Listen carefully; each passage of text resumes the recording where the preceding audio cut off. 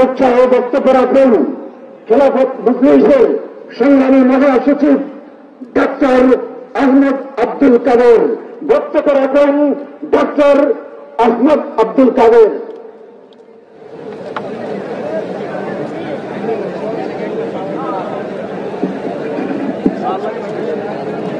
বিসমিল্লাহির রহমানির রহিম। আজকে ইসলামী আন্দোলন বাংলাদেশের আহত এই মহাসমাবেশের সম্মানিত সভাপতি এই সাহেব চরমনাই,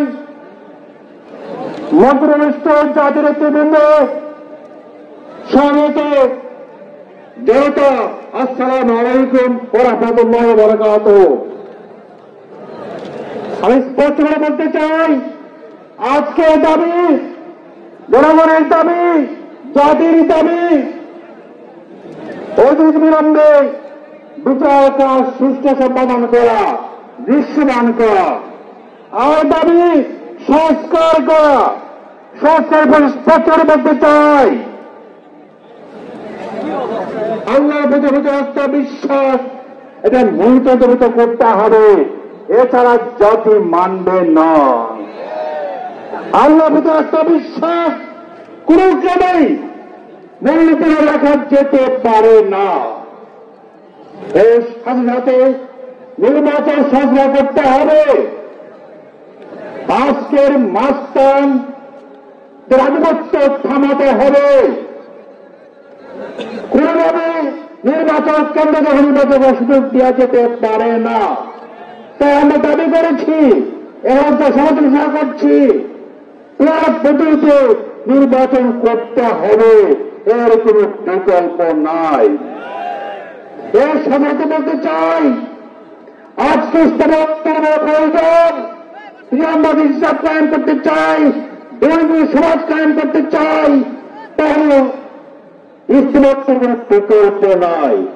এর সাথে বাঁচাতে হবে, আমাদের শত্রুর হাত থেকে রক্ষা করতে হবে। একমাত্র ইসলাম, একমাত্র মুসলমানত্বের পরিচয়ে এদেরকে বাঁচতে হবে, এর কোন বিকল্প নাই। যারা দেশকে ইসলামের ভিতরে পরিচালিত করতে চায়, তার সেগুলো বাড়াতে চায়, তার বক্তব্য বাস্তবায়ন করার জন্য চেষ্টা করতে এই জাতি এটা হতে পারে না। আমাদেরকে করতে হবে।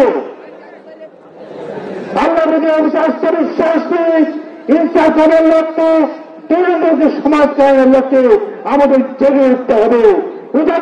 হতে চাই আমরা আমাদের নির্বাচনে ইনসাফ পক্ষে, ইসলামের পক্ষে, হিংসাচারের পক্ষে, দুর্নীতির পক্ষে আমরা জেগে উঠে ভোট প্রদান করে দেশকে আমরা ইসলামের পথে, শান্তির পথে, প্রগতির পথে, উন্নতির পথে আমরা পরিচালিত করি।